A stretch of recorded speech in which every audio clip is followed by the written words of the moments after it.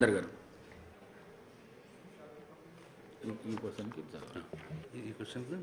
Thank you sir. గౌరవ మంత్రి గారు స్టేట్మెంట్ ఇస్తూ ఈ జిల్లాల వారీగా అనెక్షర్లో పెట్టడం జరిగింది అధ్యక్ష.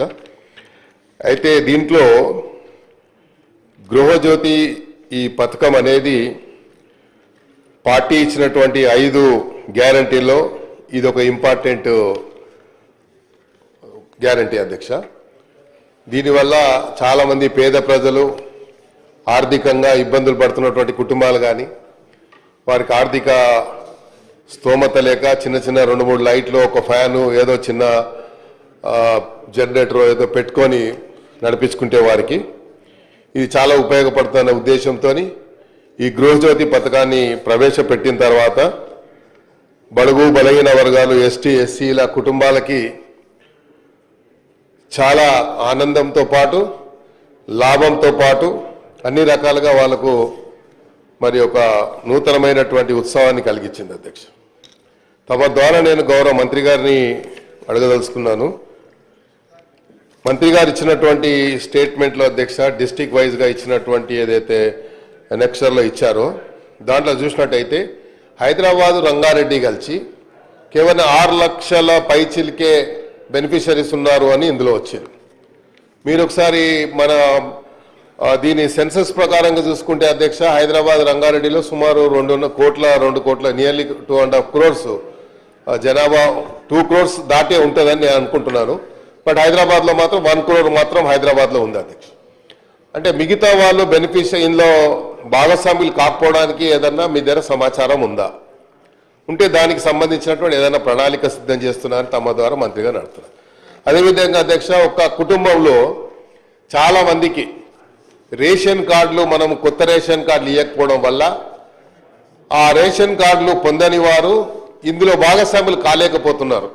నిజంగా వాళ్ళు బిలో పవర్టీ లైన్ కింద ఉన్నా కూడా వారికి కొత్త రేషన్ కార్డు రాకపోవడానికి కారణం మొన్ననే మంత్రి గారు ప్రకటించారు కొత్త రేషన్ కార్డు ఇస్తున్నామని. అందులో చాలామంది భాగస్వాములు అవుతారు. అయితే ఇందులో ఒక చిన్న కిటుకు ఉంది అధ్యక్ష.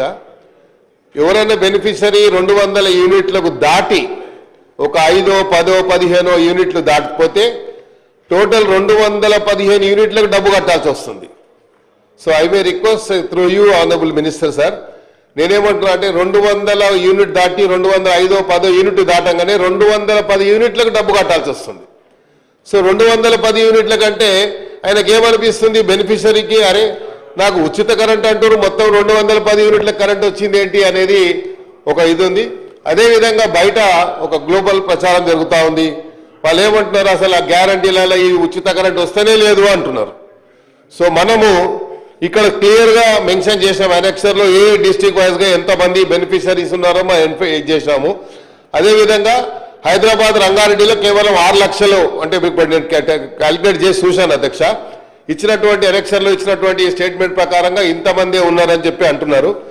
దీన్ని పెంచడానికి దీంట్లో అవేర్నెస్ తీసుకురావడానికి మీకు సంబంధించినటువంటి సిబ్బందితో ఏదైనా అవేర్నెస్ తీసుకొస్తామా లేకపోతే దీనికి ఏదైనా ప్రణాళిక ఉందా అని చెప్పి తమ ద్వారా మంత్రి గారిని అడుగుతూ, అదేవిధంగా ఇది మాత్రం చాలా ఇంపార్టెంట్ అధ్యక్ష.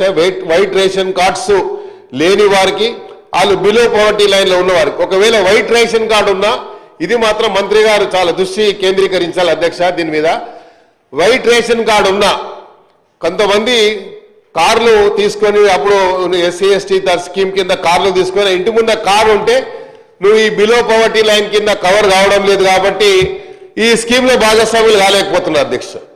కాబట్టి ఈ స్కీమ్లో ఇంటి దగ్గర కారు ఉంటే వాడు కారు ట్యాక్సీ నడిపించుకొని వాడి జీవన ఆధారం దట్ ఈస్ లైవ్లీహుడ్ అధ్యక్ష. దాన్ని మనం కూడా మరి పరిగణలోకి తీసుకుంటే you will not get any benefit from the government. ఇన్ని స్కీమ్లు మనం ఇచ్చిన తర్వాత ఆ స్కీమ్లలో ఎట్టు కూడా భాగస్వామి కాలేదు కాబట్టి అలాంటి దాన్ని ఏదన్నా మరి అది అరికట్టడానికి మంత్రి గారు ఏమైనా ప్రయత్నం చేస్తారా అని.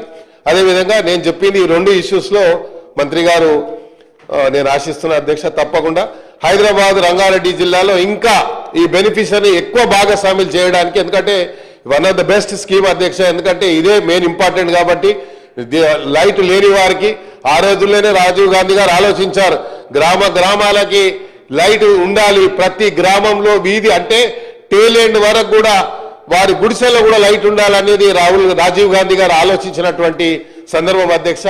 కాబట్టి ఈ స్కీము అందరికీ ప్రతి టేల్ ఎండ్ లో ఈ రాష్ట్రంలో ఉన్నటువంటి టేల్ ఎండ్ లో ఉన్నటువంటి కుటుంబానికి కూడా ఈ స్కీము భాగస్వాములు అయ్యే విధంగా సహకరించాలని కోరుతున్నాను. Thank you.